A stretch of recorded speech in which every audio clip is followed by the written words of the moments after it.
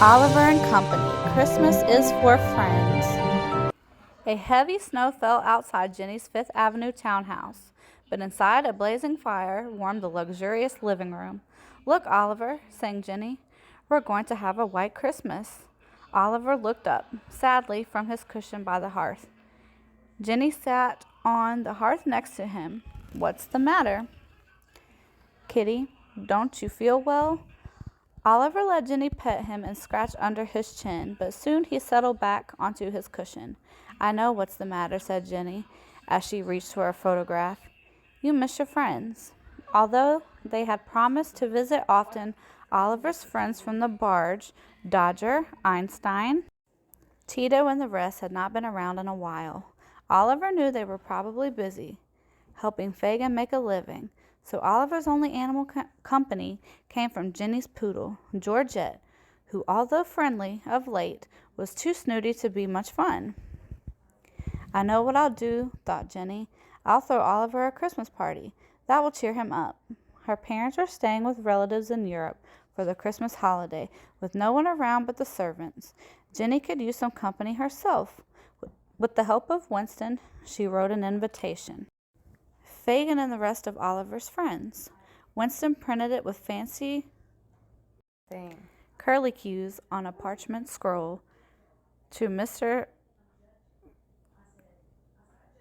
Fagin, Dodger, Rita, Einstein, Francis, and Tito, the pleasure of your company is requested for dinner on Christmas Eve, December 24th at 6 o'clock in the evening. RSVP, black tie optional.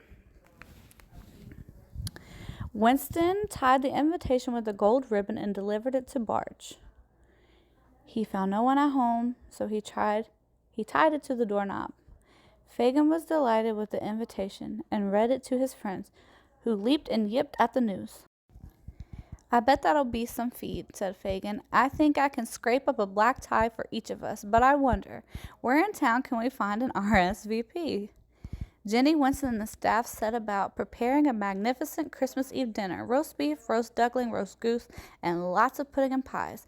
Winston called in the florist, who draped the walls and the staircase with garlands of holly, all ablaze with white twinkling lights. Then they erected an enormous Christmas tree, hung with gold and silver balls and delicious dog bones around the bottom. Jenny went through dozens of department stores shopping for gifts for the Christmas Eve guests. Oliver was delighted to see Jenny returning to the car with her arms overflowing with gifts. The thought of seeing his old friends made Oliver very happy. On Christmas Eve, everything was ready. "I hope they'll come," said Jenny, looking a little worried. They didn't RSVP. At that moment, 6 o'clock on the dot, the bell rang. Winston opened the door, and there were 6 friends, each wearing a black tie. Oliver was beside himself with joy. Oliver and the dogs, unable to contain their excitement, chased one another around the room. All the guests enjoyed the elegant dinner. Little was left but a pile of bones, which the cook scraped into one enormous doggy bag afterward. Jenny sat everyone around the tree and handed out her gifts: a handsome pocket watch for Fagin, a sausage string for Dodger, and a small wicker basket with the lid for Tito to put his tools in. Francis opened a videotape of Shakespeare's plays, and Einstein received a comfy pillow for his bed. Rita and Georgette opened their packages and were overjoyed to receive beautiful handmade sweaters.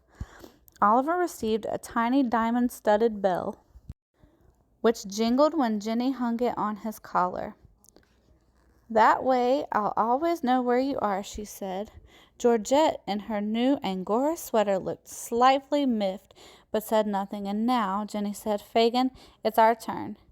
He laid out 6 crumpled packages tied with butcher string. "I'm sorry we couldn't find an RSVP," he said. "We looked everywhere." Jenny tried not to giggle. Then she opened the first package. "How nice," she exclaimed. Her friends had gone to a lot of trouble to give her a cuckoo clock with an exquisite bird, but no chime, a beautiful book of fairy tales with a taped cover, a picture frame with no glass, a worn-arm doll who had beautiful eyes, a string of beads with no clasp, and a satin purse with a hole in it. How lovely, she said, and she meant it. 'Twasn't much. Fagin looked down at his scuffle shoes. We found them all in the dumpster. I didn't figure you'd spend so much on all of us. Christmas isn't a spending contest, laughed Jenny. I love all my gifts. They're all so unique. And I do love, she got no further because, pfft, with a crackling blue flash, every light in the house went out. Speaking of surprises, said Fagin, all these Christmas lights have blown a fuse. I'll try to find a flashlight, said Jenny, as she groped her way across the marble floors. Thump! She bumped into a table that held one of her mother's prized vases. Whoa, she said, as she fell to the floor. Are you hurt? Called Fagin through the darkness. I don't think so, she said.